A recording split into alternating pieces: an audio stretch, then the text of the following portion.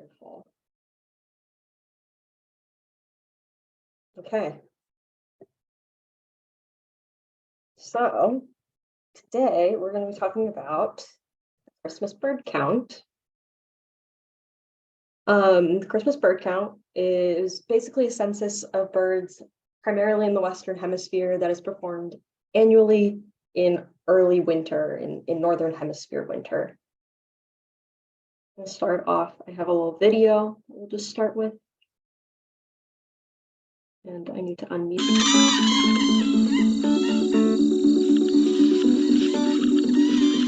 Well, my name is Chandler Robbins, and I'm 94 years old.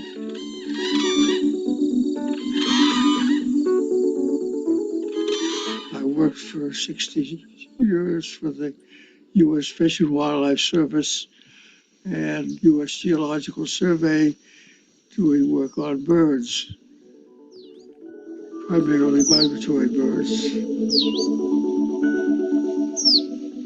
If I seem to be distracted at any time, it's because something flew by that I was interested in.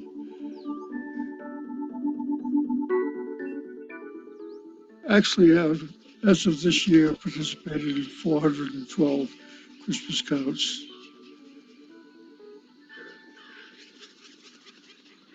I was just watching a black vulture going by. Christmas counts started in the year 1900 by a gentleman at the American Museum of Natural History by the name of Frank Chapman. There was at that time a practice of people having competitions on Christmas Day, going out to not observe wildlife, but to go out with a gun and see what they could bring back as trophies.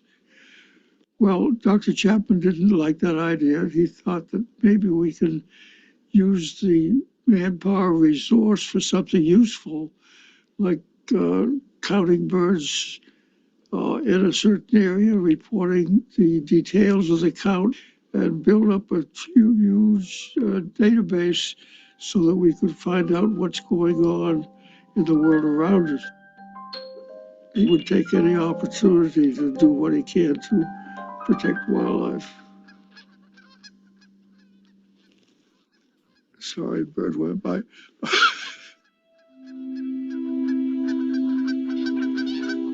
If we did not have Christmas counts from the early years, we would have no firm grasp on what's happened to the bird populations over these years, because a lot of the changes take place gradually.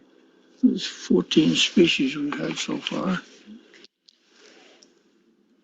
By participating in something like the Christmas bird count and realizing you're doing it simultaneously with thousands of other people.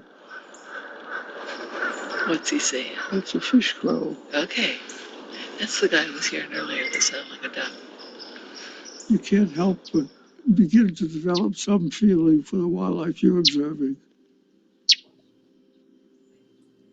So you don't have to be an expert, you don't have to have a professional degree.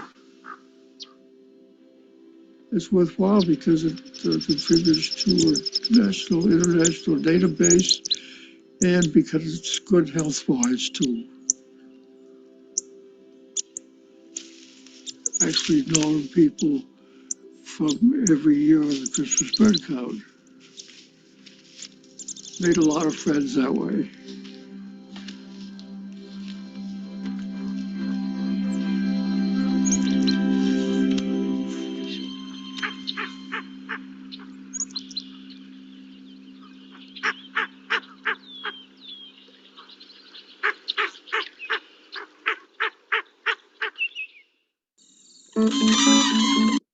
Every time. Well, that's basically my talk. I'll go into a little bit more depth than what Chandler covered, but just starting with the history of the CBC, we can go back to the late 19th century, and at that time, America had emerged from this transcendentalist movement that was really characterized by this deep gratitude and appreciation for nature. And it really romanticized being out in nature by yourself, and being self-reliant. Major figures from this movement included Ralph Waldo Emerson and Louisa May Alcott. And like I said, it inspired this deep appreciation for nature and really promoted this idea of like exploration, particularly of the West. In that late 19th century, early 20th century, natural resources were seemingly endless and being very heavily exploited. We have very intense logging, whaling, bison hunting, etc. Birds were particular interest for many because of their feathers. They were very popular in women's fashion, as well as just for hunting and for meat.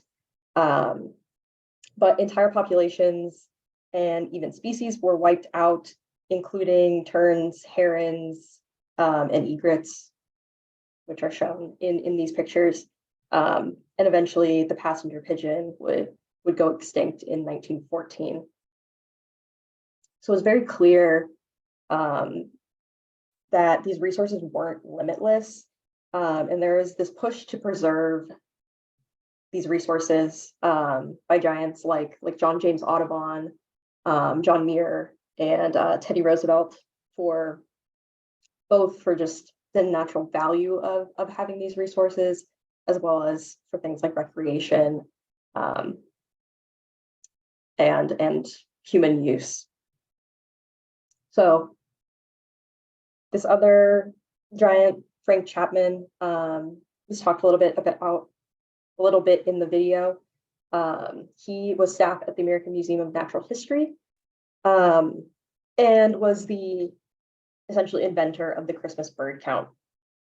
He actually walked the streets of New York City, where the American Museum of Natural History is, and over a 2-day period recorded the birds he saw just on women's hats, including feathers, wings, heads, and full bodies. And he counted parts or entire birds of 174 birds, representing 40 species. So this little mini study that he did himself, as well as this longstanding tradition of these Christmas side hunts where teams would go out and essentially try to kill as many animals as possible. But this is what inspired him to start the Christmas bird count. So he was looking for a more gentle, conservation-focused approach to these Christmas side hunts. And so he organized the first Christmas bird count on Christmas Day in 1900. It included 27 participants at 25 different locations. So here are some of the locations. This was all over the country, including a couple counts that occurred in Canada. So it wasn't just in New York where he was around. The word of this spread pretty far and wide. They counted approximately 18,500 individual birds at these 25 locations, which included a total of 89 different species. The CBC still runs today, and it's the longest running community-based monitoring project, as well as longest running wildlife census in North America. It's also the largest community-based monitoring project in North America.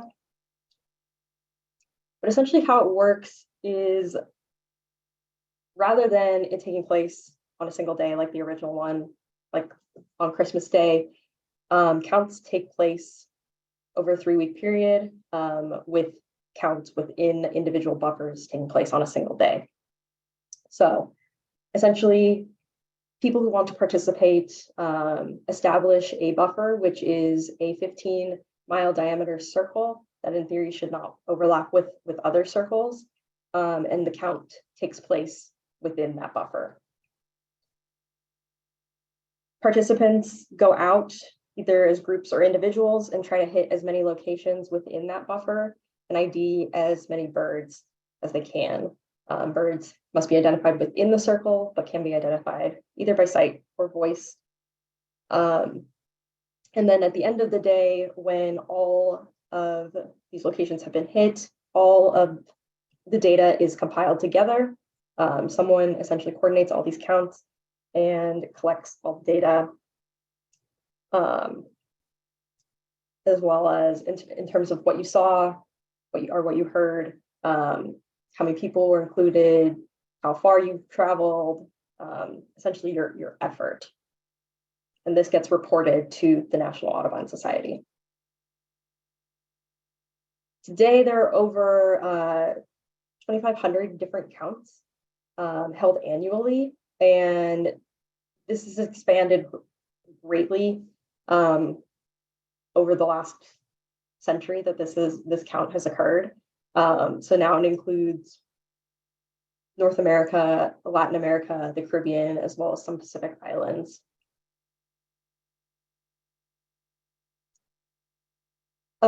It typically involves over 81,000 community scientists. Just last year, at the 122nd annual Christmas bird count, they had 2,621 counts. They documented 2,554 species, and 43 million individual birds were tallied.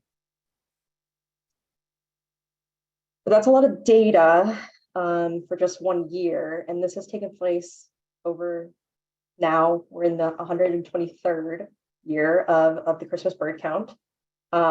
So what can we do with that data? The Christmas bird count contributes to a lot of monitoring, conservation, research that's going on all over the world. Three major areas that it contributes to is essentially filling in the gaps, and I'll explain a little bit more what I mean by that. And then it contributes, excuse me, contributes to just general long-term monitoring, but it also improves community science, since this is the largest and longest running community science project in North America. So when I say filling the gaps, what the Christmas bird count does is essentially fills in some missing data that we might not get from other surveys. So there are plenty of other surveys that go on throughout the year. Another very prominent one is the North America Breeding Bird Survey, which is conducted by USGS. But because this only happens in certain seasons, as well as like other surveys only happen during certain seasons, there's differences in methodologies. We get some gaps where some species might not be recorded. Combining all these species together is a better way at getting a clearer picture of what birds are doing in the Western Hemisphere. So a good example is the North America Breeding Bird Survey its methodology relies heavily on roads. So you're not picking up certain species that are more sensitive to like road noise and noise pollution, might be more rare, whereas we would hope that other surveys throughout the year, like the Christmas bird count, would pick up those species that you miss. In terms of long-term monitoring, getting all this data, this 123 years worth of data, is really great to put into practice for wildlife managers as well as conservation scientists, to tell us a variety of things. One of which is it gives us an early warning. It tells us how species are changing over time, which allows us to take appropriate and prompt conservation action. A good example is, this is an American black duck. The US Fish and Wildlife Service noticed in the 80s that the American black duck numbers were declining thanks to Christmas bird count data, and were able to implement stricter bag limits for this species, allowing them to recover a bit. Speaking of recovery, long-term monitoring can also tell us how species are doing in terms of how they're recovering, essentially. A good example is the bald eagle. Bald eagle numbers were declining in the early to mid 1900s, before the Endangered Species Act was implemented. And so using CBC data along with other data from other surveys, managers were able to track bald eagle recovery during the 80s and the 90s, to the point that they can consider delisting the species. It also allows us to keep track of invasive species, like this Eurasian collared dove. Essentially, observing their numbers allows wildlife agencies to better manage and control invasions. Sometimes there's not a lot we can do, but we can at least look at invasive species and compare them to native species and see how that's going, if they're displacing natives, and take conservation action from there. One other thing it can show us, and this is something I found really cool, is it can show us eruptions. Eruptions are unique migrations, where you have a species that usually migrates very short distances, move farther south in much larger numbers. And a really great example of this is our snowy owls. A lot of boreal species do this. And it's not fully clear why this is. It can vary by species quite a bit. So keeping track of when eruptions are happening allows us to better predict when they're going to happen and why they're happening.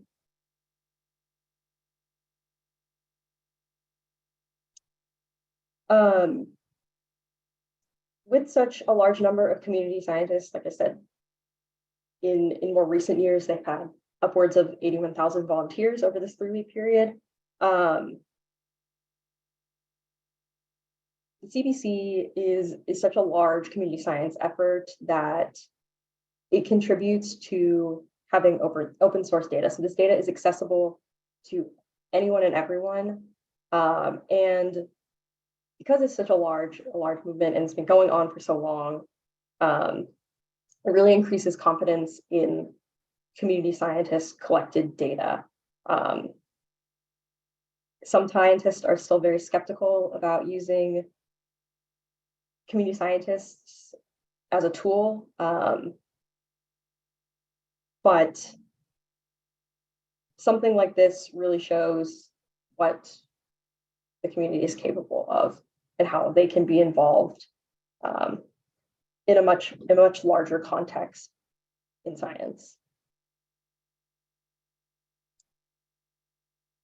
So the CBC also allows us to document new species, and we can keep track of that over time. And I'll get into a bit about why that's important in the next couple slides. These are 3 species that were documented for the first time in the US in the last CBC: the stellar sea eagle, bat falcon, social flycatcher. But essentially that's important because it tells us about essentially range shifts. So these sightings, along with long-term data, can tell us a lot about what's been going on over this very long period of time. To date, over 300 peer-reviewed publications have utilized the CBC dataset. And a lot of cool tools and insights have come out of this. I'm going to go through a couple of these tools. They're all put out by Audubon. Like this one, this is from their most recent climate report, which talks about how different species are more vulnerable to certain climatic situations. So that tool is called Survival by Degrees, and this is looking at essentially the resiliency of different species. So it looked at, I don't even remember how many birds it looked at, but it looked at a lot of species, pretty much all the species that cover North America. It found that about 2/3 of North American birds are vulnerable to increasing global temperatures, vulnerable to extinction, essentially. And so data from the Christmas bird count, as well as from a bunch of other surveys, have been compiled to essentially create this tool that allows us to look at different species and different climate scenarios. You can see different warming situations and see how their vulnerability changes, how their ranges are going to shift, etc. Another really cool tool that Audubon put out, I think this year or last year, is the Bird Migration Explorer, which utilizes a ton of data sets, including data, telemetry data like MODIS, survey data like Christmas bird count, as well as just standard observations like from eBird. But this is a super cool tool that allows you to track migratory journeys of a bunch of different species of birds.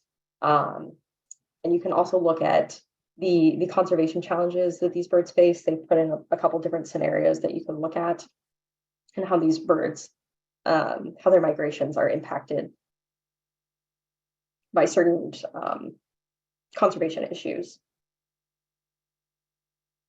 But there is one tool that is pretty much exclusive to Christmas bird count data, and that is Where Have All the Birds Gone? This is an online tool that has compiled the Christmas bird counts long-term data set. So you can access all the data, the raw data, from this online portal that Audubon manages. But that's essentially just numbers, and it's not always super accessible to everyone. So this is a really cool tool to look specifically at trends in the Christmas bird count data over the years. So you can look by species, by geography, by time period, and see the percent annual change by state, essentially, for that bird. And you can see how the abundance has changed over the years, and how certain species are doing, essentially. Which brings us to Christmas bird count today. So we are at the 123rd CBC. Each year, the UAC does its own counts. So we are going to be counting on December 17th this year, which is tomorrow. And we do 2 counts, one on the west side and one on the east side. So the west side, which Tim is going to be leading, is from Three Bridges Park to Washington Park, and then over on the east side, Maggie and I will be going and doing essentially Riverside Park up to Capitol and back around. So we hope that you can join us tomorrow, but if you can't, or you want to go to multiple counts, there are thousands of other counts to join. If you're traveling for the holidays, you can look at counts that will be in that area, all on the Audubon website. And I can put these links in the chat later. But we just started 2 days ago on, what was that, Wednesday the 14th was when it started. It's gonna go all the way to January 5th. So if you want to go to a count but can't make it to ours, I feel fairly confident that you can find another. But yeah, that's it. And yeah, we hope you can join us. And we appreciate your contributions to community science, in terms of our weekly counts, as well as this much broader contribution to this extremely large community science project. Okay, yeah, that's it. No, that's done. Stop it.